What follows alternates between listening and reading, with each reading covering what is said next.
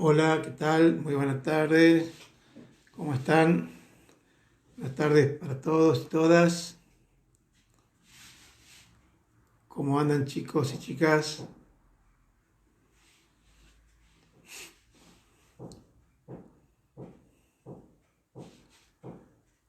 Hola Jennifer, Tati, Nair, Lucía, Fede, Fátima, Alfon, Fede, Daniela y a todas las que se van sumando. Hola Caro, Leo. Buenas tardes Vanina, ¿cómo andás? Hola Luli, ¿qué tal a todos? ¿Están bien? Espero que estén bien.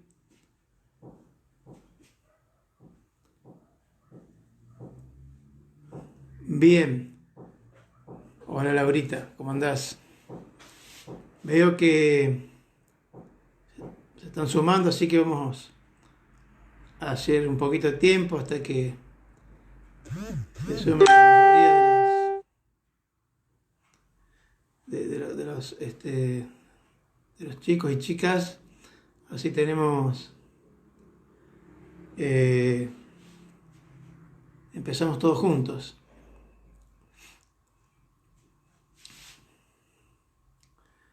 Bueno,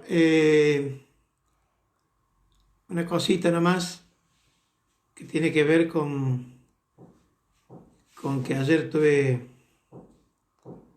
me cruzaron los horarios, así que Andrea, bueno, ahora estoy diciendo, después, como le dije las clases anteriores, después el trabajo, después me tomo el trabajo de leerlos a cada uno de ustedes y voy respondiendo a la medida que pueda. Así rápidamente, así no perdemos mucho tiempo. Eh, Ayer, efectivamente, algunos chicos tuvieron clase, pero el errado fui yo porque me confundí de horario. Así que no se hagan ningún problema porque era una clase muy cortita, fue una clase muy cortita. Yo tuve que ir a hacer otro tipo de actividades que tenía previsto.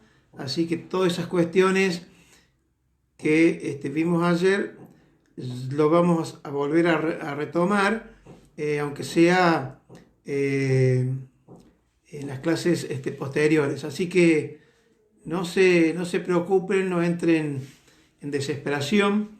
Lo único que hice ayer fue incorporar algunos autores más respecto al tema de la sociología.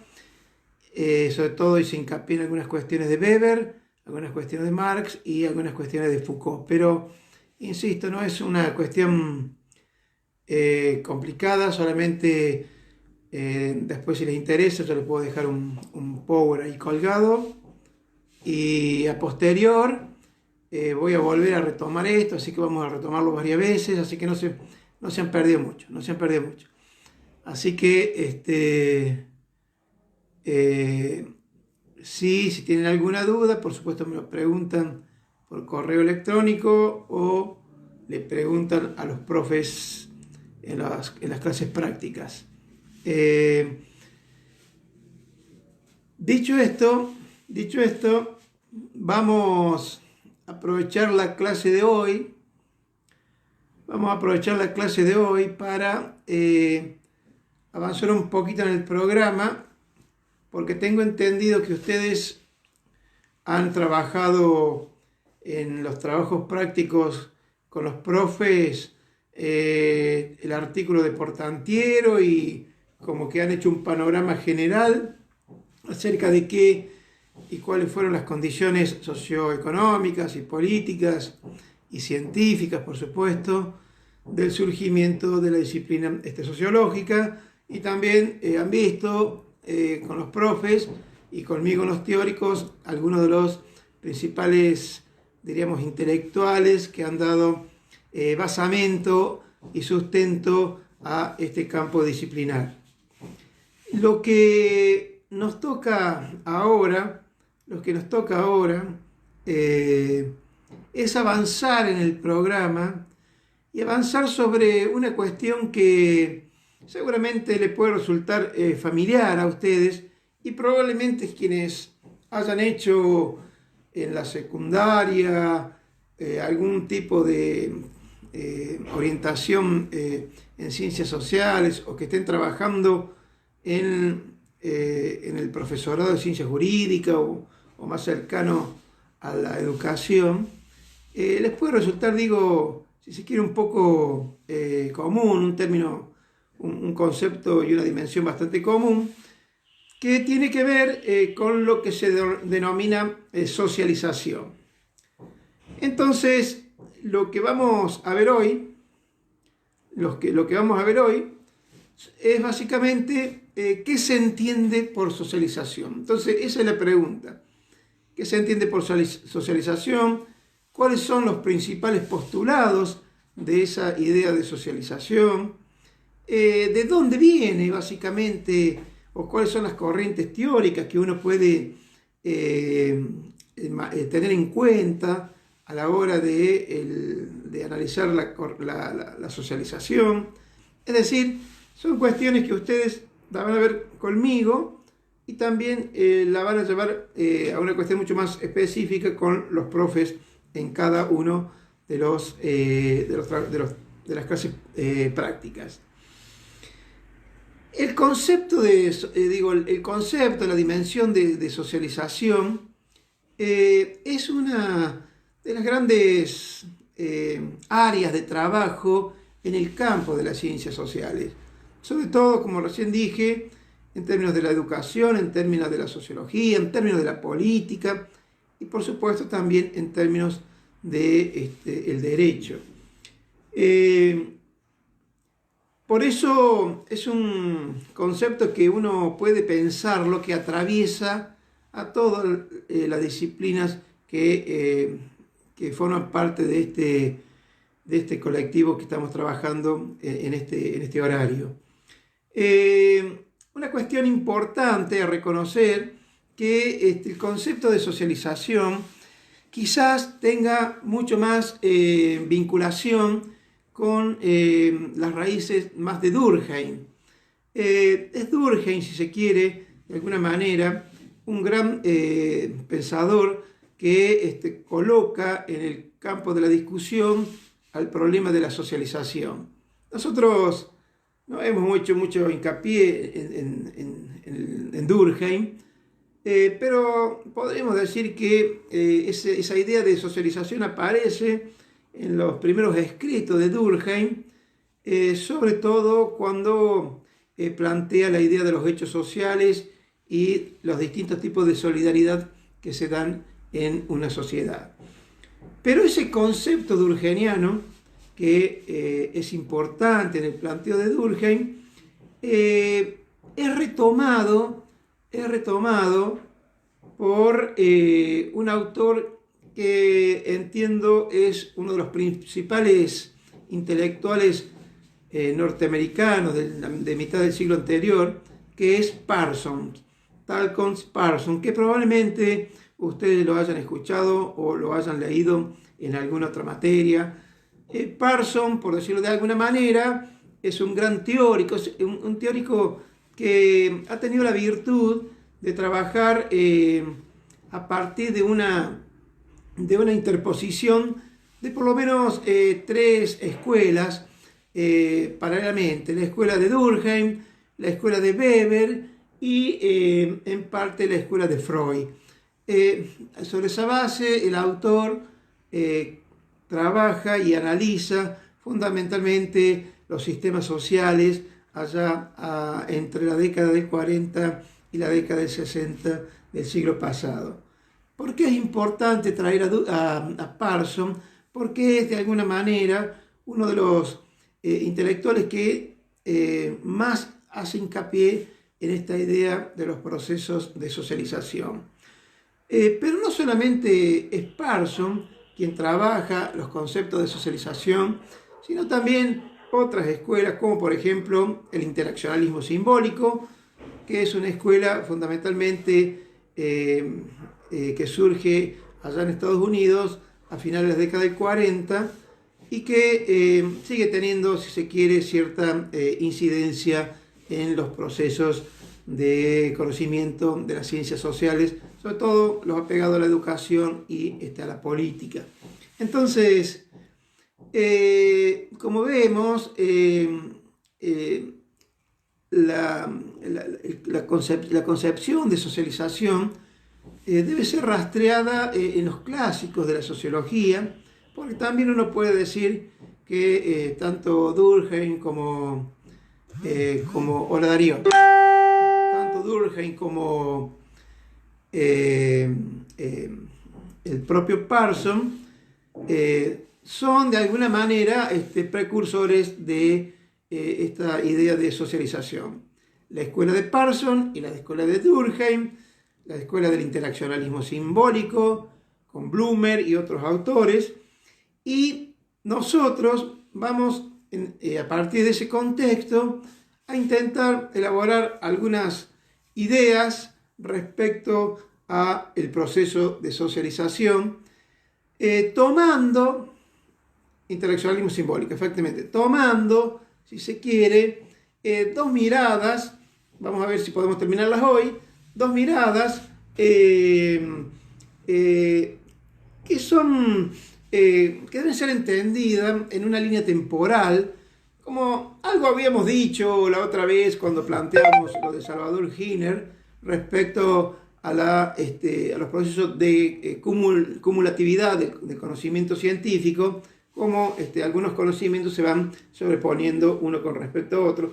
Y el proceso de socialización como concepto, como categoría de análisis, es arrastrado, por supuesto, desde la mirada de Durkheim y Parsons, y también del interaccionalismo simbólico, con Mead y todos esos autores que seguramente ustedes han escuchado o conocen. Pero también hay unos autores que son los que vamos a trabajar nosotros, que son Berger y Luhmann, que de alguna manera vienen a dar cuenta de la idea de socialización, de lo que se denomina el concepto de socialización clásico. Subrayen esto. El concepto de socialización clásico, o la mirada clásica sobre la socialización, encuentra en Berger y Luhmann a dos intelectuales que han tenido y sigue teniendo esta incidencia en la actualidad. Los textos que ustedes tienen de Berger y Luhmann son textos escritos allá a finales de la década del 60, pero que siguen teniendo una preponderancia para entender la idea de socialización. Y también vamos a tratar de abordar una cuestión que viene de alguna manera a superar esta perspectiva de Berger y Luhmann de interaccionalismo, por una mirada más centrada en la producción de la sociedad o de la construcción de la sociedad a partir ya de actores plenamente activos. Y vamos a tomar a un autor argentino, que probablemente quienes trabajen en el área del profesorado lo conozcan, que es Tenti Fanfani. Entonces, entender el concepto o la categoría o la dimensión como le interese o el campo de conocimiento sobre el proceso de socialización es entender o intentar comprender a un tipo de razonamiento que deviene básicamente desde Durkheim para adelante. Hay toda una discusión, por supuesto, en el campo de las ciencias sociales sobre cómo entender a la socialización. Algunos plantean que son conceptos conservadores, porque ven a los sujetos en términos más pasivos. Otros entienden que el concepto de socialización puede ser transformador de algunas cuestiones de la vida social, y en ese contexto dijimos que vamos a tocar a Tenti Fanfani, pero podríamos tocar a un autor que es bastante reconocido en el campo de las ciencias sociales, que es Anthony Giddens, que seguramente todos los que están del otro lado alguna vez lo han escuchado. Y él tiene un libro que justamente se llama La construcción de la sociedad, y ahí plantea una serie de cuestiones respecto de cómo el ser humano en sociedad lleva adelante procesos de de control, de adaptación, de sentido, de motivos, etc. Entonces, como verán, plantear el problema de la socialización o del proceso de la socialización no es tan simple como a simple vista parece. Sobre la base de estas generalidades que me permitieron de alguna manera hacer una introducción a esta idea de socialización, voy a plantear los 4 postulados básicos que uno debe tener en cuenta para entender el proceso de socialización. Cuatro postulados básicos que hacen al entendimiento del proceso de socialización. Se los voy de alguna manera a plantear y luego vamos a ir analizándolo. El primero de los postulados viene a decir que hay una separación entre individuo y sociedad. Hay una separación entre individuo y sociedad. El segundo de los postulados,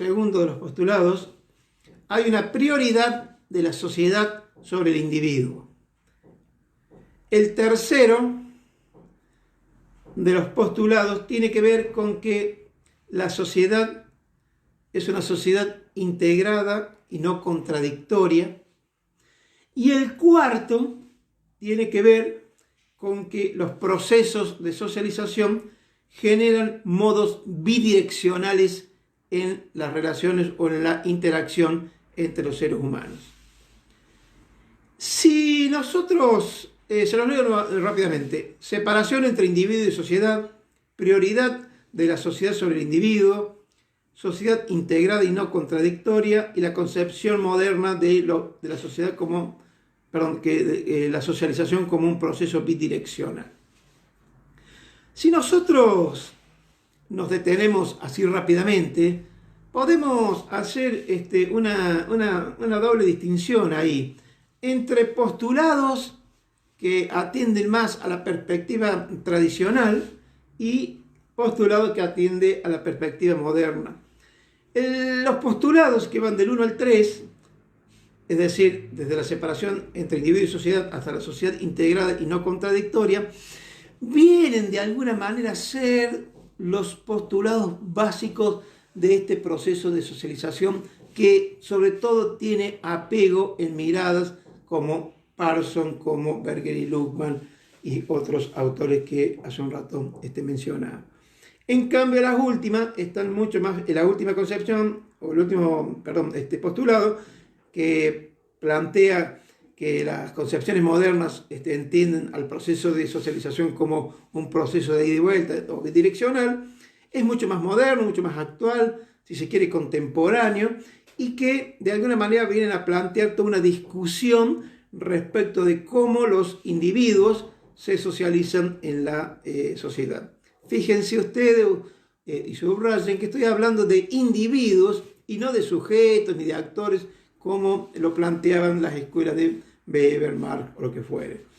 Creo que la primera clase yo había dicho de alguna manera que no es un problema de terminología, de lenguaje, sino que forma parte de los contextos teóricos, hablar de sujeto, hablar de individuo o lo que fuere. Quiero dejarle dicho eso porque también es importante para que ustedes puedan de alguna manera no solamente retener el concepto, sino entender el contexto teórico en el cual se lleva a cabo el análisis de cualquier perspectiva o corriente o escuela referencial. Entonces decía que hay una división ahí de 1 a 3 de los postulados y que de alguna manera uno podría llamarlo el modelo clásico y el modelo actual sobre la socialización. Rápidamente puedo decir que si uno se atiene a la idea del proceso de socialización a partir del modelo clásico, lo que va a encontrar es que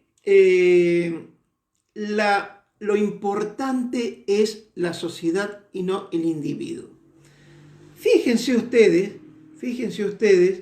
que algunas de las cosas seguramente recordarán de las primeras clases y lo que trabajaron con los colegas en las clases prácticas, que tanto Durkheim como otros autores van a entender que lo prioritario es la sociedad y no el individuo.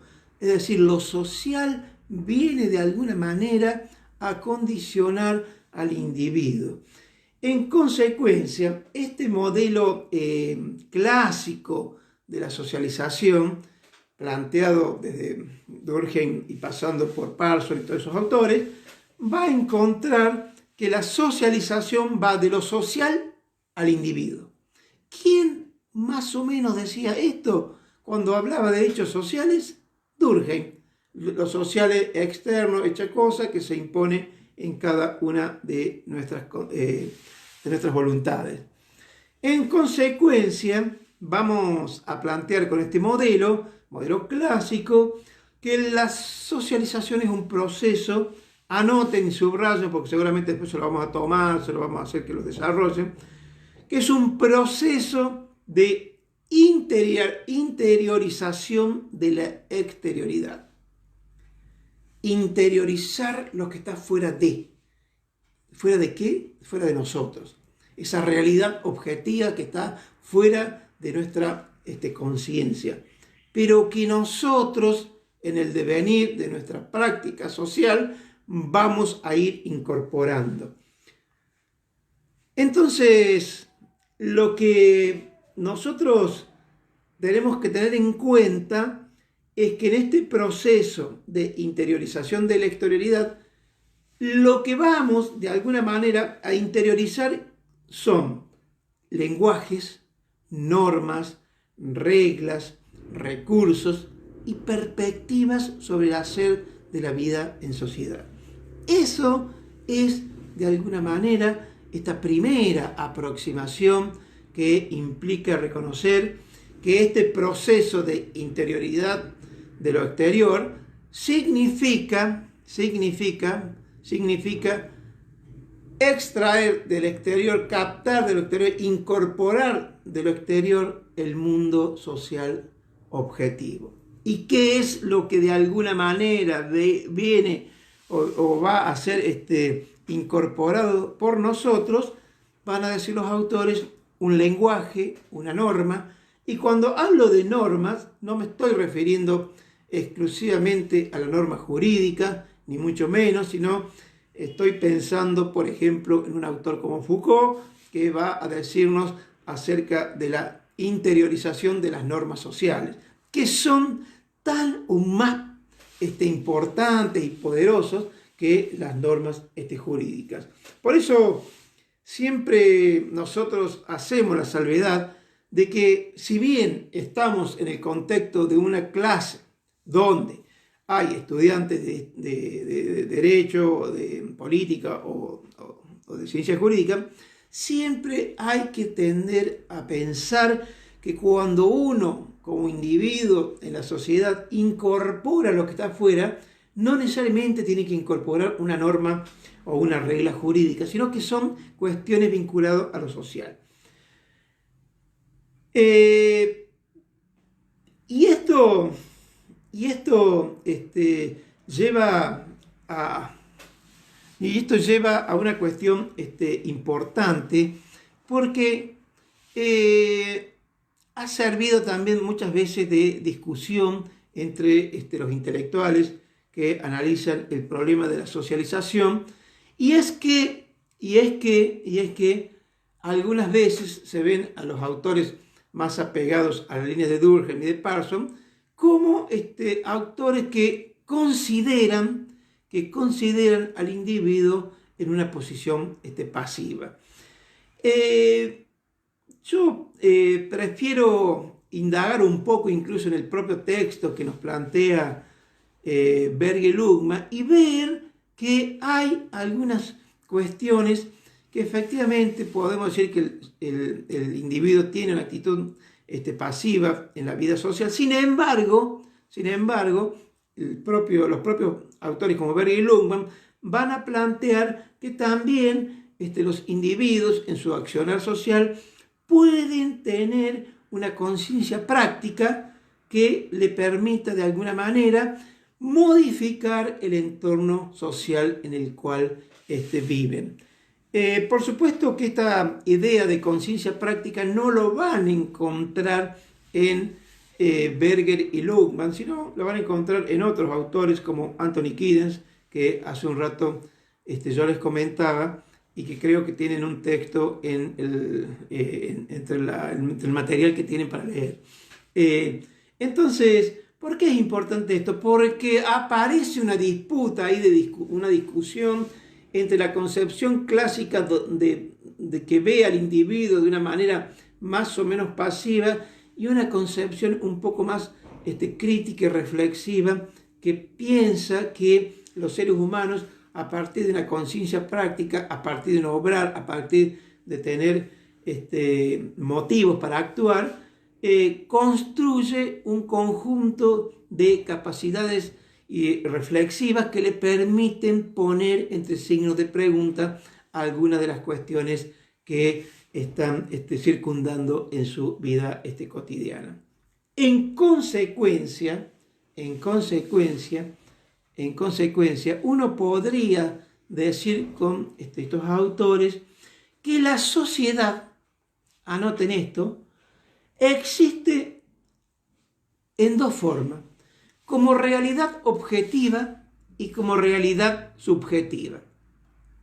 Como realidad objetiva y como realidad subjetiva. Y aquí es importante porque empieza a discutirse seriamente cuál es el papel que tiene el proceso de socialización en la vida de los individuos. Si la sociedad, existe como realidad objetiva, quiere decir que es externa a los individuos, que son estructuras que actúan por fuera del individuo, pero que los van a condicionar. Esa es una mirada que viene fundamentalmente del planteo de Durkheim. Estructuras externas al individuo, hechos sociales, por ejemplo, que van a condicionar los modos de entender la realidad. Y si la sociedad existe como realidad subjetiva, implica que hay, por parte de los individuos, un conjunto de procesos, de conocimientos, que de alguna manera inducen a tener ciertas percepciones y ciertas representaciones sobre la vida en sociedad. Percibir es ver y representarse es imaginarse algo, ¿cierto? Entonces, si la realidad objetiva y la realidad subjetiva constituyen una unidad, van a decir algunos autores, entonces ya es mucho más difícil pensar que los individuos son meramente recipientes donde se va a imponer al estilo de Durkheim las concepciones sobre la vida. ¿Dudas hasta aquí? ¿Dudas?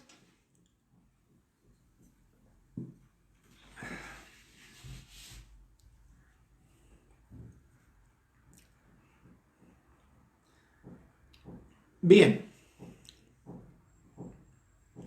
Entonces, si no hay... La realidad subjetiva, para quien está preguntando, significa un conjunto de conocimientos, obviamente, que inducen a los individuos a tener formas determinadas de percibir el mundo y formas de representarnos el mundo. Ya no es solamente lo que nos impone desde afuera, sino cómo nosotros pensamos que es ese mundo a partir de percibirlo, de representarlo, de imaginarlo.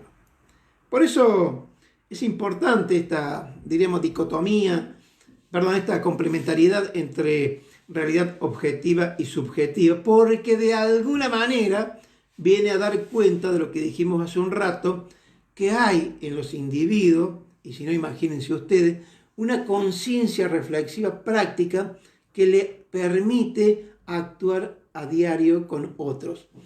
Porque si no tuviésemos esa conciencia práctica reflexiva, probablemente los procesos sociales serían de una monotonía tal que siempre tendríamos que volver al inicio, y eso no es posible porque no solamente que no habría economía de ningún tipo, sino que la sociedad raramente podría evolucionar. Dicho esto, entonces, y espero haber contestado lo que me preguntaron hace un rato,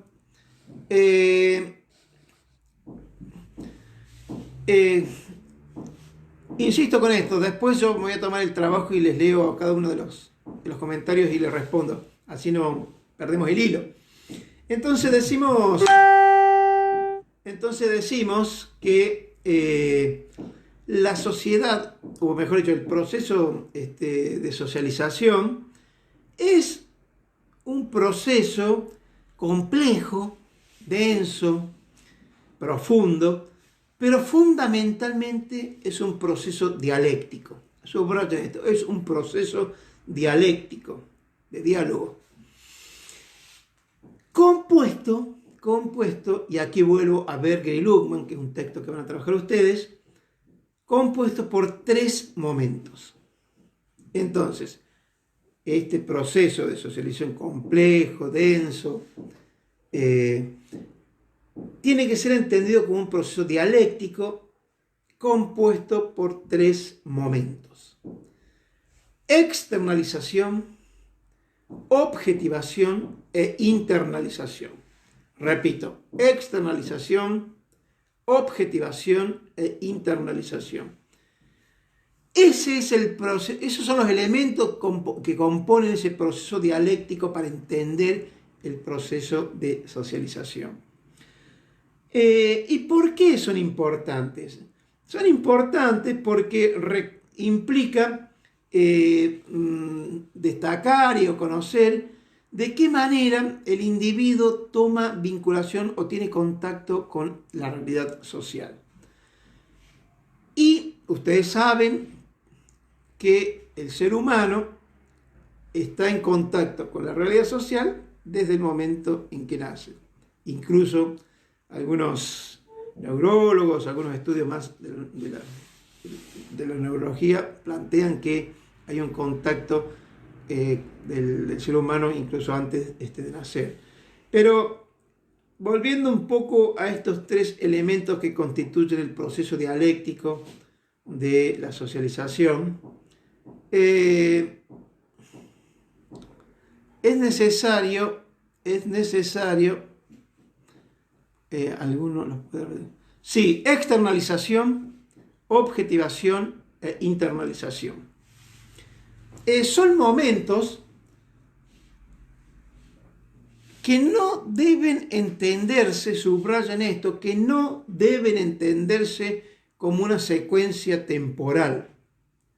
No es una secuencia temporal la vinculación entre estos 3 elementos que recién mencioné: externalización, objetivación e internalización, sino que actúan simultáneamente para caracterizar o entender a la sociedad. Insisto con esto, no es un problema de una secuencia, ya sea temporal o de otra naturaleza, sino que son momentos que actúan simultáneamente para caracterizar a la vida social.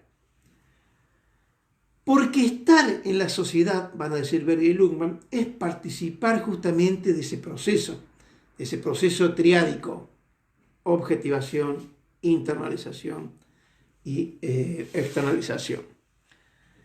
Y el individuo, en ese sentido, puede de alguna manera echar a mano a cualquiera de esos momentos del proceso de socialización.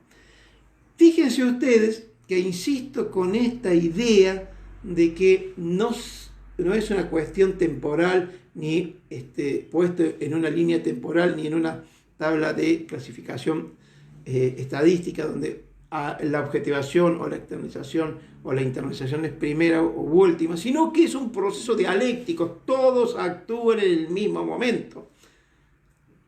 Es más, es una necesidad también de expresar que es una cuestión teórica, no es que uno encuentre con un rótulo externalización, objetivación e internalización. No, son momentos de un proceso dialéctico para entender cómo funciona la vida en sociedad y cómo esos individuos entran en juego o en contacto o en interacción con otros. Miren, para ser mucho más claro y tratar de ejemplificar, podemos empezar el análisis por cualquiera de los momentos de esa tríada dialéctica. ¿Por qué? Porque cualquiera de los elementos nos van a llevar más o menos al mismo resultado. En general, uno puede decir lo siguiente. Puede empezar, si se quiere, por el proceso o por el momento de externalización. ¿Qué es externalización? Es lo que está fuera de, es el conjunto de factores que están por fuera de la conciencia del individuo, pero que tienen la capacidad de incidir sobre el individuo. Esa realidad objetiva, ¿cierto? Que decíamos hace un momento. Ahora bien, esa realidad objetiva externa al individuo existe. Como por ejemplo existe la norma jurídica, existe la norma social, existen las reglas, existen las tradiciones o lo que fuere. Ese conjunto de factores que existen fuera de los individuos, de las conciencias de los individuos, de alguna manera puede llamárselo un proceso de externalización, ¿cierto? Ahora bien, ese proceso de externalización que es externo, ¿qué ocurre? Ocurre que el individuo lo puede incorporar, puede llevar a cabo un proceso de interiorización, puede hacerlo suyo y en el momento en que lo hace suyo puede, mejor dicho, lo incorpora. Es un proceso de internalización. Por ejemplo, una norma, por ejemplo, una costumbre, por ejemplo, una tradición. Sin embargo, quedaría incompleto el análisis si solamente nos situamos en el plano de la externalización o de la internalización. Por el contrario, hay que sumar a este análisis el concepto de objetivación. ¿Por qué? Porque en estos dos puntos entre objetivación e internalización existe una manera específica de pensar y de actuar que la lleva adelante el individuo. Y a esa forma de entender, de encararlo, de proponérselo, se denomina objetivación, es decir, un proceso por el cual hay una suerte de valoración por parte del individuo. Por eso es importante esta idea de que el individuo no es un individuo pasivo, sino que tiene la posibilidad y la capacidad de reflexión, que puede ser más o menos crítica, y que en el momento de objetivar crea las condiciones valóricas para entender el mundo externo que se ha incorporado a través de su conciencia. Pero obviamente ese mundo objetivado no es el mismo mundo a posterior una vez que el individuo entra en vinculación con otro.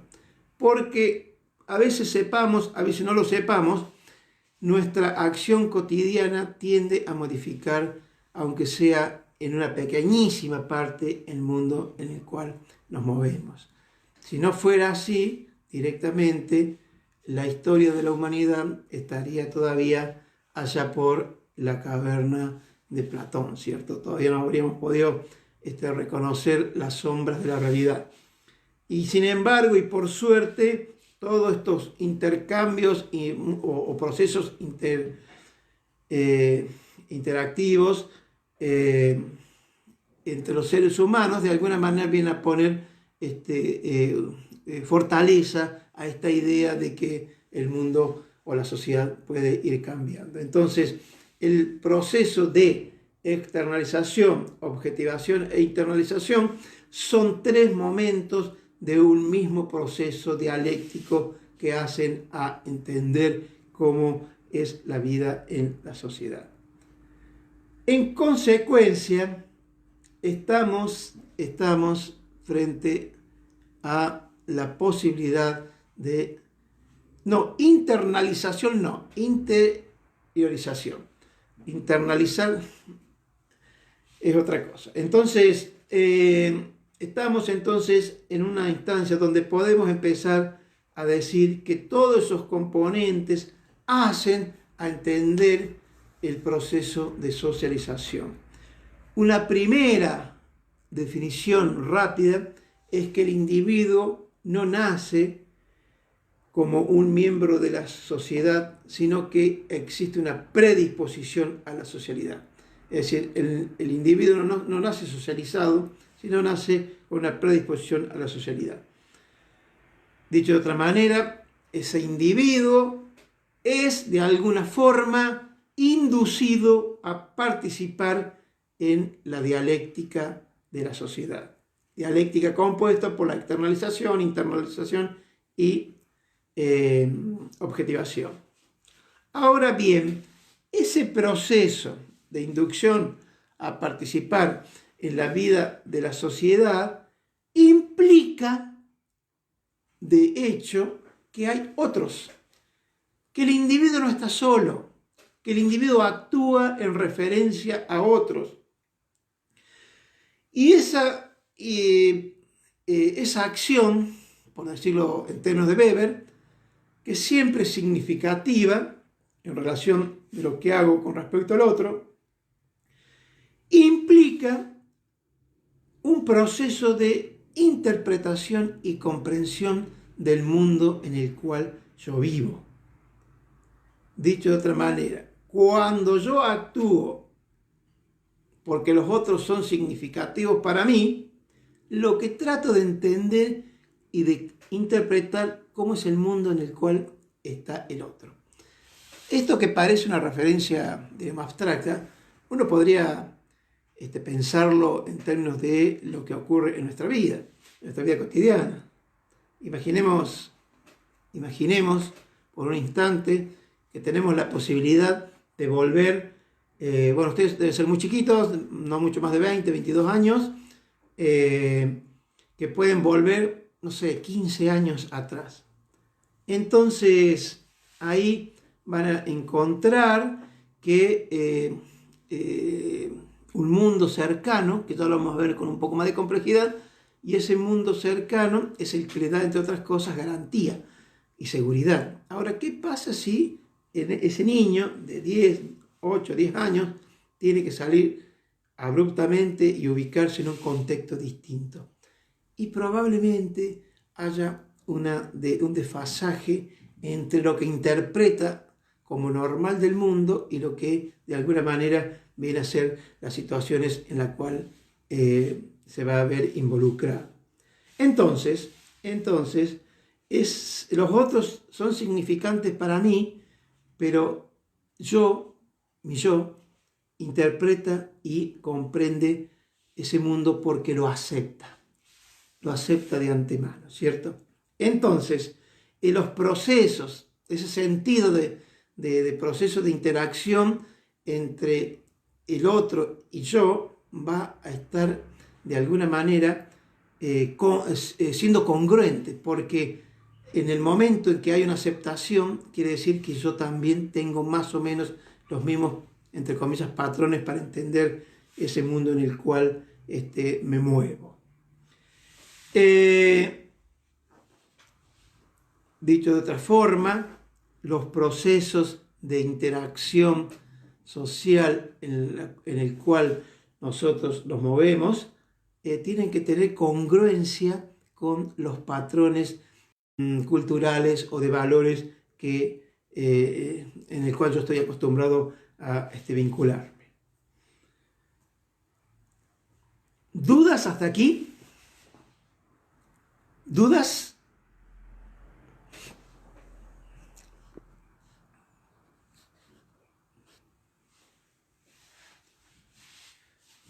Como siempre digo, si tienen dudas me las dejan ahí y yo después en algún momento de hoy y mañana respondo.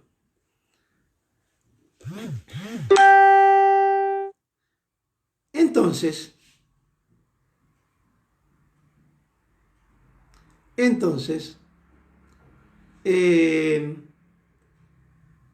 uno tiene que decir que ese individuo, yo 56. Bueno, Maricel, anótamelas y yo te trato de responder todas.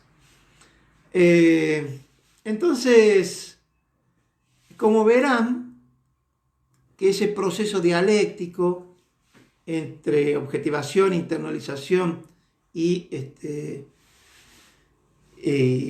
objetivación, de alguna manera viene a ser una plataforma más o menos del compartir común entre los individuos.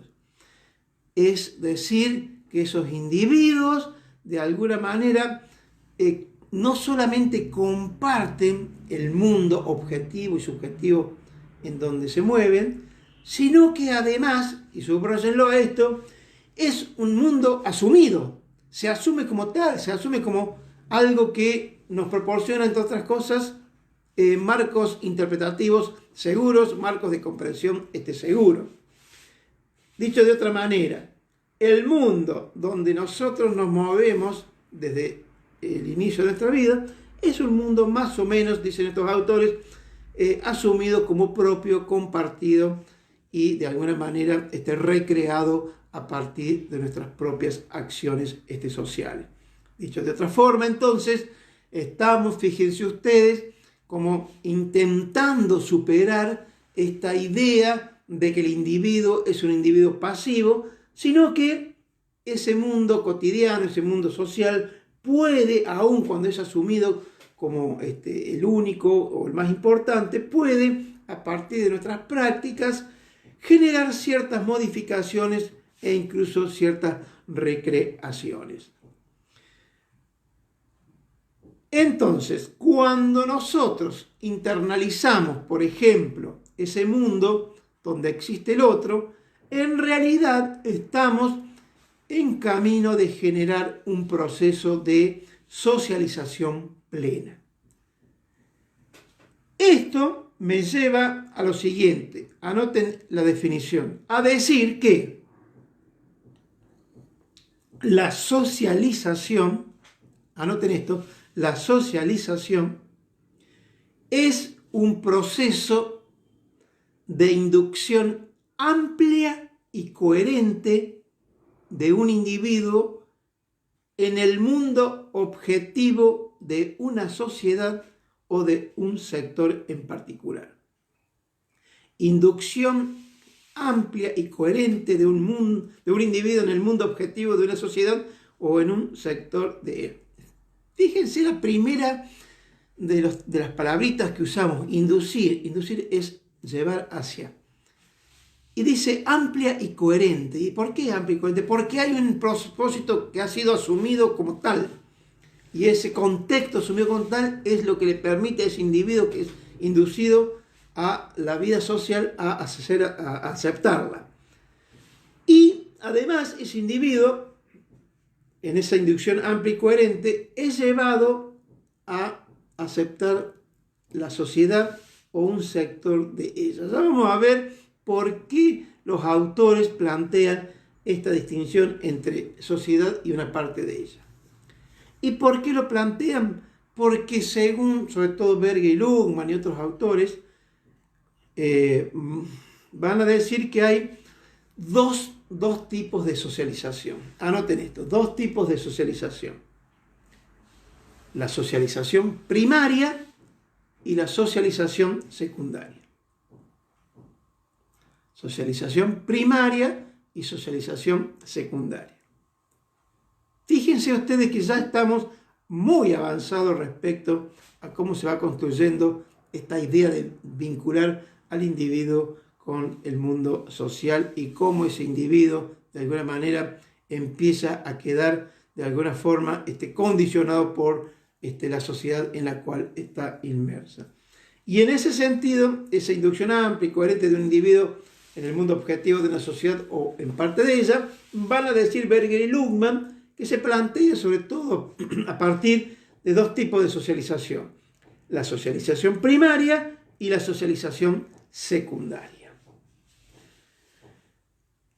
No hay una definición por decir que una socialización es más importante que otra. No. Tanto una como otra tienen sus importancias. Una tercera socialización, pero no lo vamos a hacer, simplemente nos vamos a quedar aquí en este contexto. Pero se podría agregar una socialización terciaria, sobre todo en sociedades como las actuales, donde la vida social pasa en muchas horas por la vida digital o virtual, que es una forma más de socialización. Pero no es el caso analizar esto ahora, simplemente quería dejar subrayado esto, que no es que se desatienda a la idea de que hay una posible socialización terciaria. De hecho, hay varios estudios que están trabajando sobre eso, donde ponen el foco en la dependencia que adquiere el ser humano con respecto, por ejemplo, a la tecnología y vía internet o redes sociales. Hay muchísimos estudios, sobre todo en Europa y en el habla española, que dan muestra y dan respuesta a este tipo de socialización terciaria.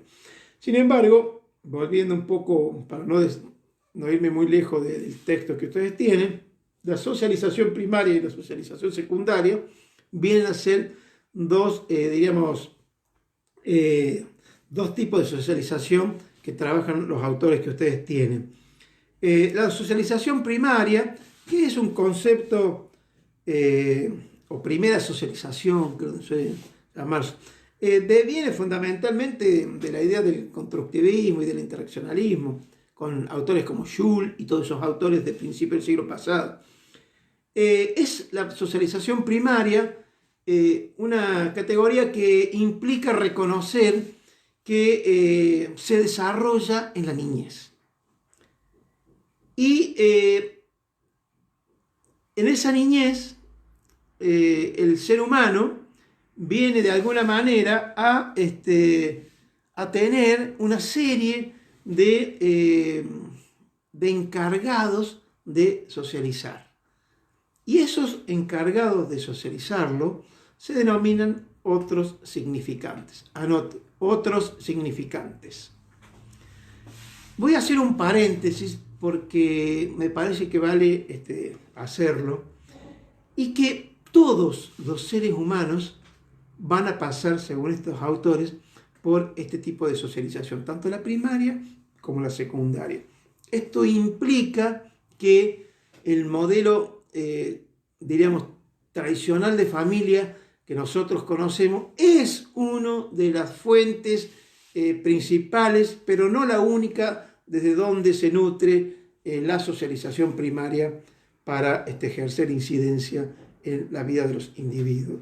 Digo que no es la única porque hay otra fuente. De hecho, los niños en la actualidad pasan tanto o más horas en el día con sus maestras, por ejemplo, en los jardines de infantes, ¿cierto?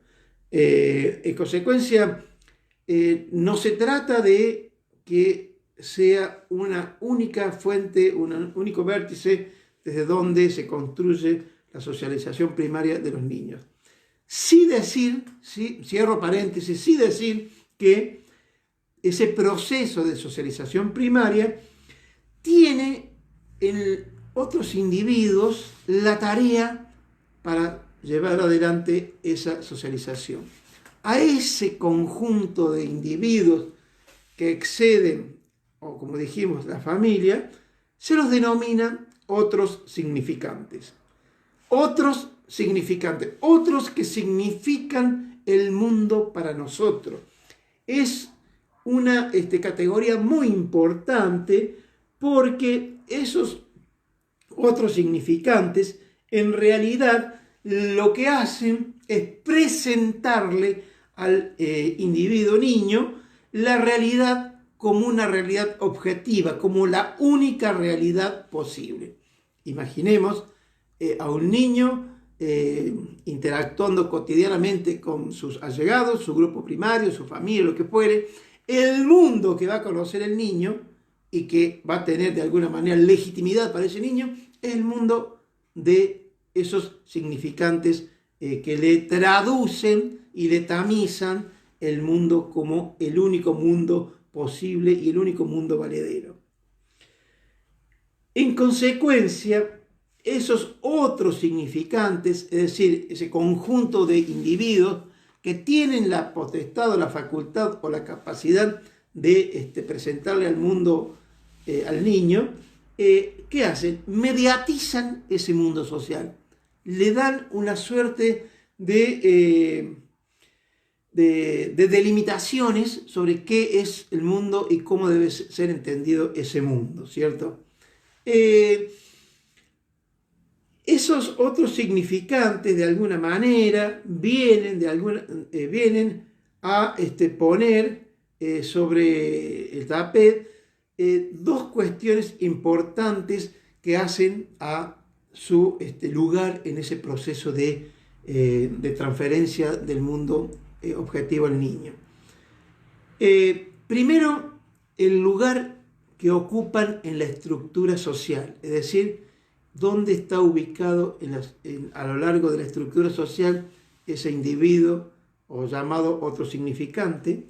Y segundo, su propia idiosincrasia, es decir, conjunto de normas y valores que de alguna manera orientan a sí mismo y que luego van a ser llevados o trasladados a los niños.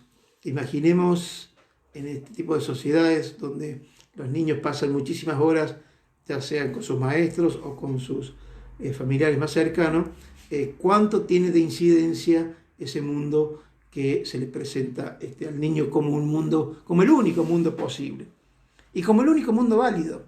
En consecuencia, uno tiene que señalar que este tipo de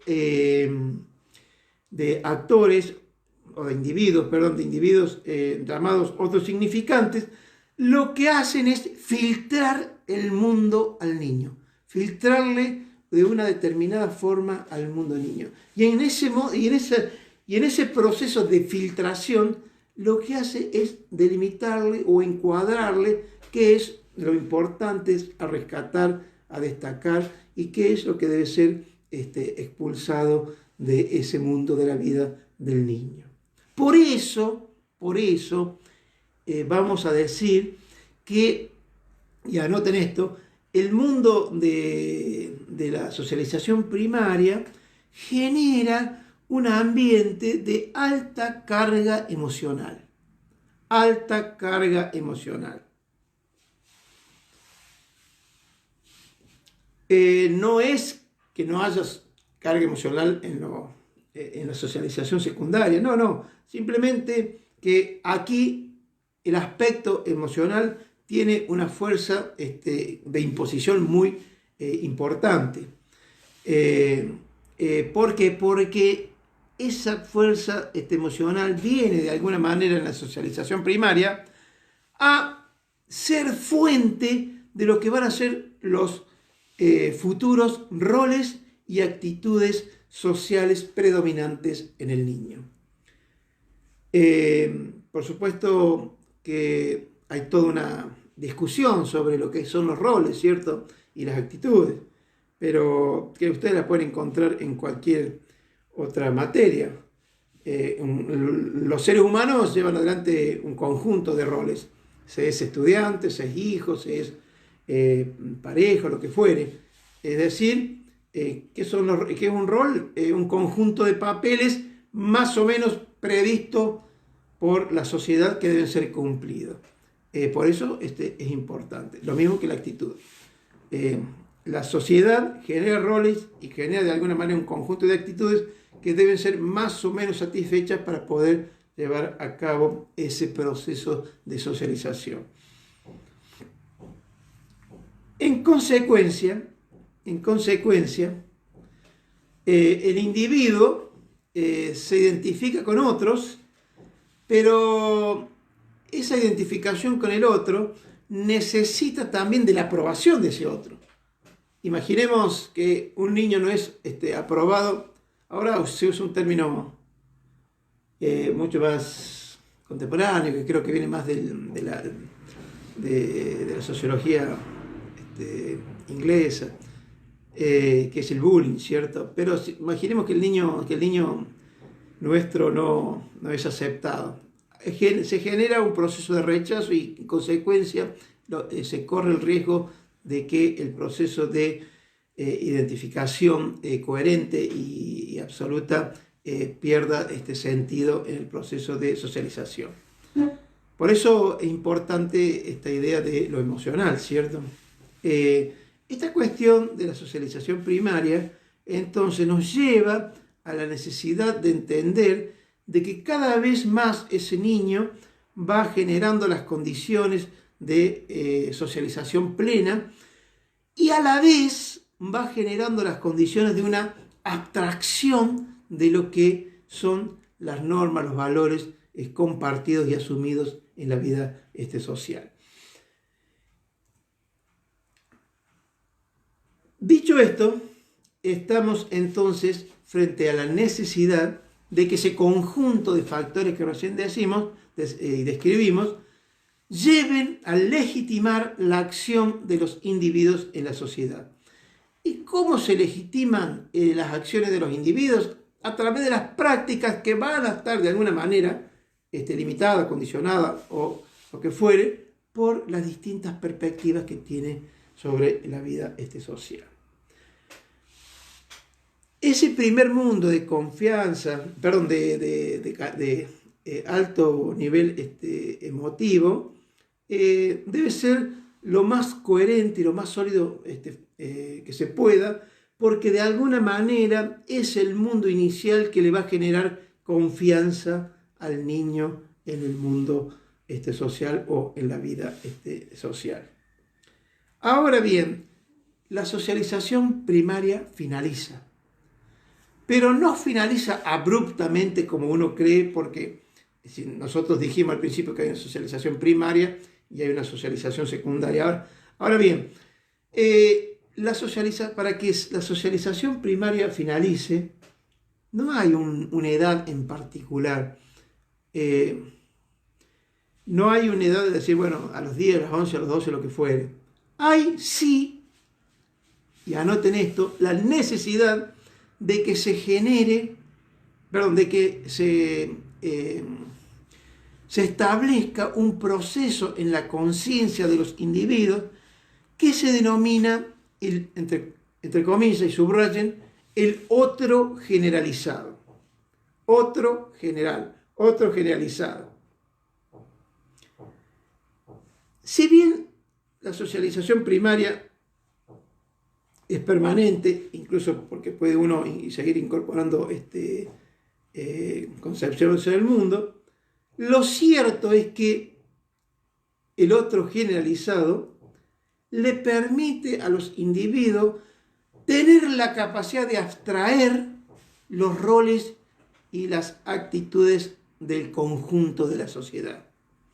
Dicho de otra manera, cuando se habla del otro generalizado, se habla de un proceso por el cual el individuo tiene la capacidad de abstraer y de incorporar la norma general, la norma social, ¿cierto?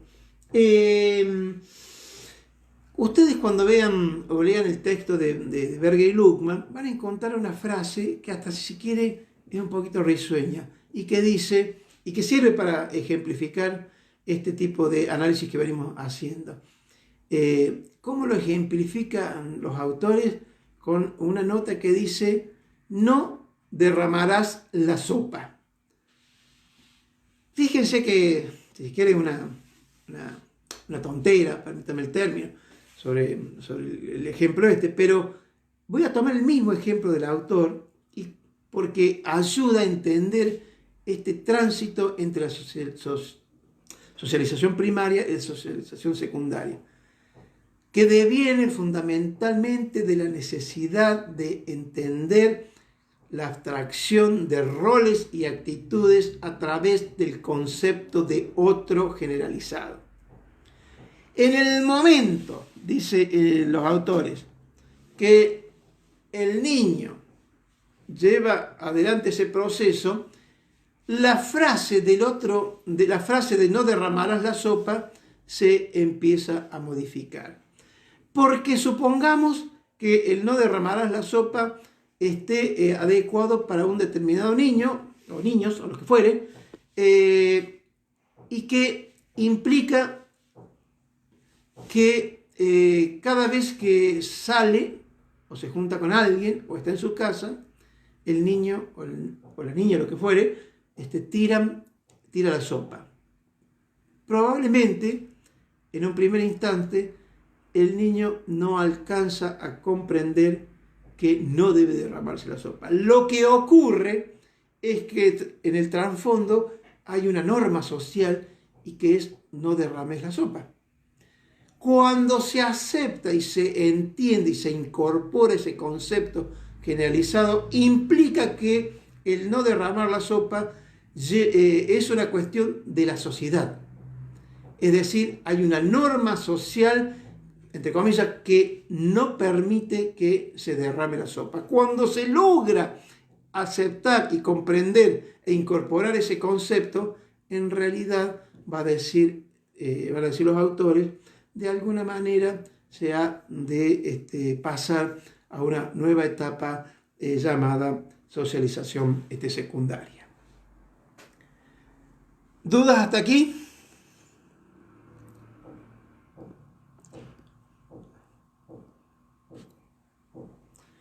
Ahora bien, entonces, si no hay dudas, seguimos un ratito más.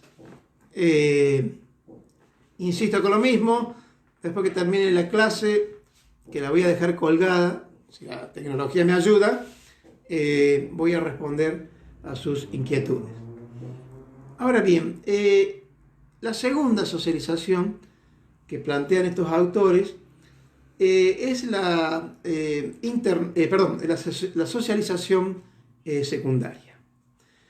¿Cómo lo definen los autores a la socialización secundaria? Es la internalización, fíjese, otra vez el mundo objetivo, externo de los individuos, es la internalización de submundos institucionales o sobreinstituciones. Fíjense ahora que es una cuestión mucho más amplia, mucho más abarcadora, y pareciera que es un mundo de la vida totalmente distinto al del niño. Un mundo que ya aleja a ese individuo inicial de los momentos más cercanos a grupos de referencia, grupos de proyección. Pero, ¿por qué es importante la definición? Internalización de submundos institucionales sobre instituciones o sobre instituciones. Y en esto vale la pena detenernos un momento para analizar esta definición. Submundos institucionales. Quiere decir que ahora en más el individuo va a llevar a cabo sus actividades cotidianas de la vida social ya no en cualquier lugar, sino acotado en lo que se denominan instituciones. Pero para eso, van a decir los autores, hay que tener en consideración la complejidad de la sociedad actual. La complejidad de la sociedad actual que requiere, para actuar en esos submundos institucionales, de una división del trabajo, reconocer que hay una división del trabajo y una distribución del conocimiento especializado. Voy a tomar un ejemplo de cualquiera de las tres carreras que están aquí y podemos tener en cuenta lo que están diciendo estos autores. Estos submundos institucionales, por ejemplo, en el caso de los que van a trabajar y de los que estudian ciencias jurídicas, podrán ser la escuela, podrá ser algún tipo de institución o lo que fuere. Pero para alcanzar ese ingreso, incorporarse en ese conjunto de submundos institucionales, se necesita aceptar que hay un tipo de conocimiento especializado de base que le va a facilitar alcanzar determinado lugar en la sociedad. Pero también implica que hay una división del trabajo. Por ejemplo, la división más, diríamos, antigua y quizás la más tosca, que es dividir el trabajo entre material e intelectual. Pero hay otras formas, ¿cierto? Solamente digo para que tengamos en cuenta cómo se va construyendo esta idea de internalizar submundos institucionales, que son los lugares donde nosotros de alguna manera vamos a llevar como individuos nuestras vidas sociales. Pero además de eso, justamente por la especificidad que significa incorporarse en los submundos institucionales, se requiere, entre otras cosas, de dos cuestiones: de un lenguaje específico. El hecho de que estemos en la universidad, estamos adquiriendo, incorporando, por decirlo en términos de Berger y Luckmann, conocimiento especializado, lenguaje especializado, y también estamos de alguna forma generando un proceso de legitimación, porque ese trabajo, división del trabajo y la distribución del conocimiento especializado requieren de un proceso legitimador. ¿Y esto de dónde viene? Viene fundamentalmente del planteo de Weber, ¿cierto? Weber ya nos decía esta idea de la necesidad de legitimar por la vía del conocimiento a los distintos actores que están envueltos en acciones sociales. Pero hay otra cuestión importante que yo quiero destacar y que tiene que ver con que ahora el individuo, ya inmerso en ese proceso de submundos institucionales, genera y a la vez incorpora nuevos roles, pero ahora los roles son muy específicos: el de docente, el de licenciado, el del abogado o lo que fuere, porque ya no es cualquier tipo de rol, sino que las instituciones vienen con las expectativas de que haya un conjunto de roles que deben ser satisfechos.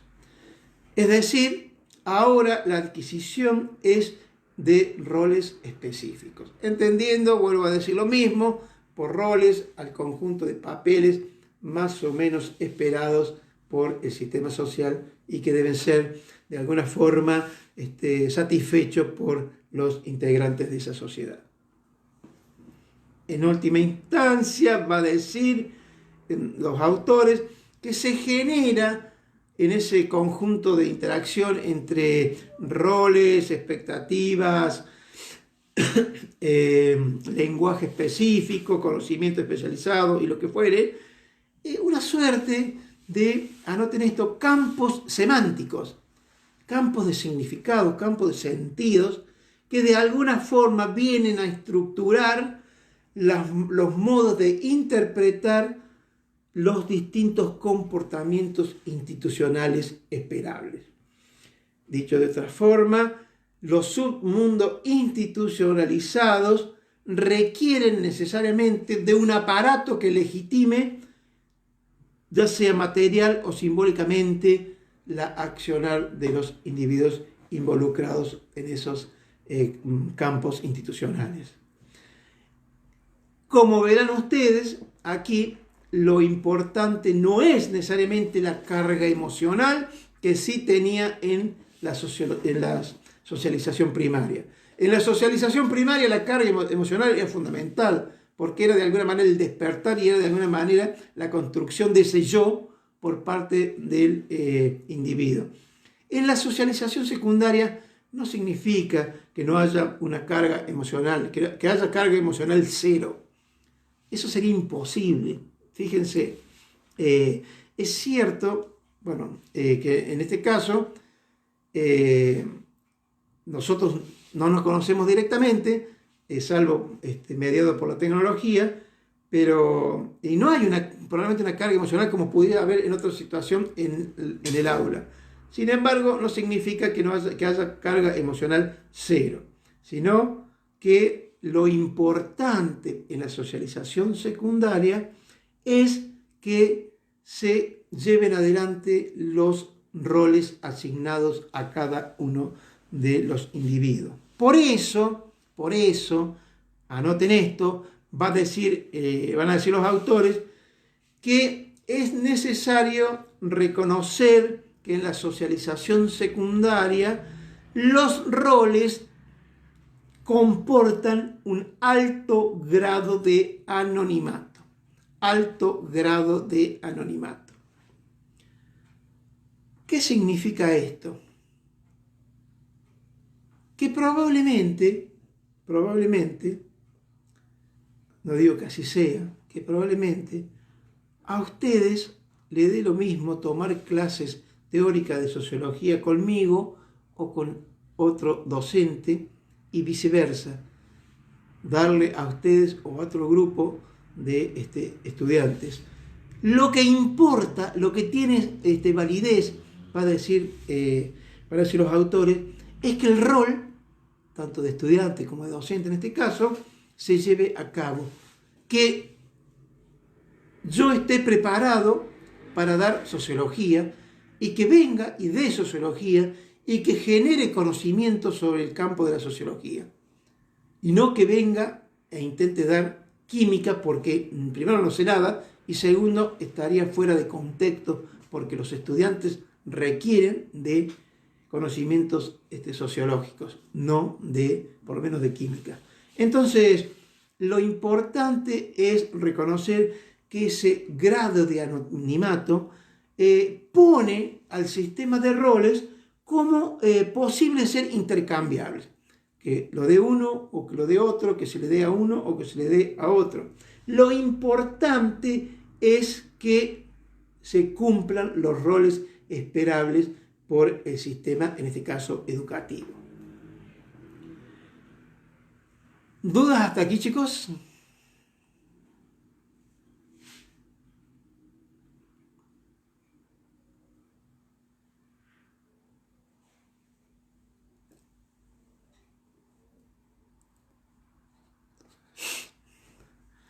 ¿Alguna duda?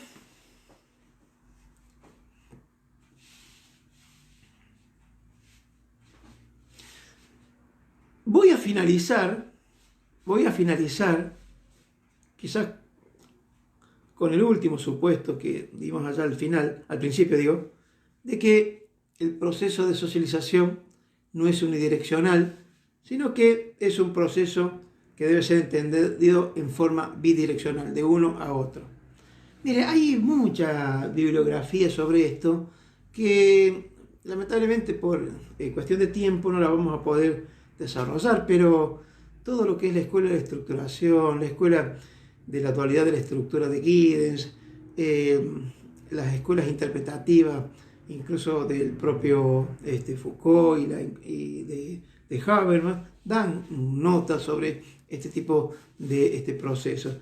Solamente señalar que la idea de que la sociedad, que el proceso de socialización ya no es solamente unidireccional, lo hemos dicho a lo largo de toda la clase, pero quiero dejar establecido lo siguiente. La socialización, para las modernas corrientes de la socialización, entienden que ese proceso de socialización básicamente es un proceso bidireccional, es decir, ya no únicamente la importancia de la sociedad sobre el individuo, sino que ahora el individuo tiene la posibilidad de modificar a esa sociedad. Es cierto y que es muy complejo, muy difícil, pero yo creo, por ejemplo, que en el caso de Giddens plantea una cuestión interesante para analizar cuando analiza el problema de la teoría de la estructuración o teoría de doble estructura, donde hay una estructura más compleja, mucho más sedimentada en el tiempo, que está por fuera de los individuos y que se intenta permanentemente imponer, por ejemplo, a través del Estado, por ejemplo, a través de los procesos educativos, lo que fuere. Sin embargo, dice, y aquí está la cuestión de la dualidad, esa estructura más general, más codificada, más inalterable en el tiempo, tiene una perspectiva diferente en el accionar de los individuos. Porque los individuos, para este tipo de corriente, ya no son individuos pasivos, sino que tienen la posibilidad y la capacidad de modificar y o transformar en distintos grados esa realidad. Y en el momento en que existe esa posibilidad de modificar o transformar ese contexto en el cual están inmersos, en ese mismo momento, aun cuando sea imperceptible, se comienza a modificar la propia estructura o el sistema más general, que es mucho más estable. En consecuencia, van a decir estas corrientes, el proceso de socialización de doble vía o proceso bidireccional va a encontrar a actores o individuos con una predisposición a modificar sus entornos. Eso es fundamental reconocer. Y no se trata, insisto, en pensar en términos de transformaciones totales, en términos de modificaciones amplias, sino va a decir, sobre todo Giddens, que en el momento en que los individuos se predisponen a obrar por determinado motivo, generan pautas mínimas, pequeñas, de modificación y o transformación de ese sistema. Por eso es de dualidad de estructura. Hay dos tipos de estructuras que están en tensión, que a veces es imperceptible, que es mucho más poderosa y, si se quiere, más asfixiante en las estructuras generales, pero que el ser humano puede rehacer y modificar y transformar por lo menos su contexto más inmediato. En consecuencia, los procesos de socialización para esta mirada no son más que procesos de ida y vuelta, donde los individuos actúan, por decirlo de alguna manera, desde una perspectiva de sentido reflexivo y hasta, si se quiere, crítico. Esto lleva, y con esto trato de ir finalizando, a entender que uno puede, dicen los autores, encontrar, y aquí vuelvo a una terminología distinta, a encontrar, por ejemplo, distintos tipos de sujetos. Un sujeto que puede ser un agente súper socializado o un agente subsocializado. Anoten esto, agente súper socializado o agente subsocializado. El agente súper socializado es el agente que está más vinculado a la perspectiva de Berg y Luhmann, es decir, súper socializado, que no tiene, entre comillas, ninguna duda, ninguna crítica hacia los momentos o los procesos de socialización. Sin embargo, va a decir estas corrientes, existe la idea de pensar también de que no todo agente justamente es súper socializado, justamente por las características y las posibilidades de modificar su entorno y su sistema social, que exista un agente subsocializado. Pero esta subsocializado no significa no socializado, sino que tiene una mirada distinta y crítica frente al advenimiento de la vida en sociedad. Por eso es necesario recurrir a estas perspectivas para comprender, sobre todo en las sociedades modernas que son ampliamente dinámicas, los seres humanos no son meros depósitos de perspectivas o de representaciones de la vida social, sino que en el devenir de su historia los seres humanos también crean y modifican esa sociedad en la cual están involucrados. Entonces, ahora ya la socialización no es un mero proceso de inducción a la vida social, sino que además es la posibilidad de construir o generar contextos, por decirlo de alguna manera, distintos a los que se van proponiendo como, entre comillas, asumidos o irreemplazables. Dicho de otra forma, estamos entonces, como verán, en el marco de una discusión sobre la socialización muy compleja y que por supuesto no tiene una definición total, donde aparece un individuo mucho más predispuesto a ser mero receptor y un agente social que tiene la pretensión de poder modificar el contexto en el cual lleva a cabo sus actividades. Ustedes van a tener un textito muy cortito ahí de Tenti Fanfani, donde él avanza sobre estas cuestiones y, entre otras cosas, retoma algunos de los planteos que tiene, que tiene Pierre Bourdieu acerca de los dos conceptos claves en su pensamiento, que son habitus y campo. Digo habitus y no digo hábito. Ya lo vamos a ver con detalle qué significa este concepto sobre este hábito. Como el hábitus nos permite de alguna manera entender el conjunto de percepciones y de representación del mundo, pero también la posibilidad de modificar ese conjunto de representaciones que se nos intentan imponer. ¿Dudas hasta aquí?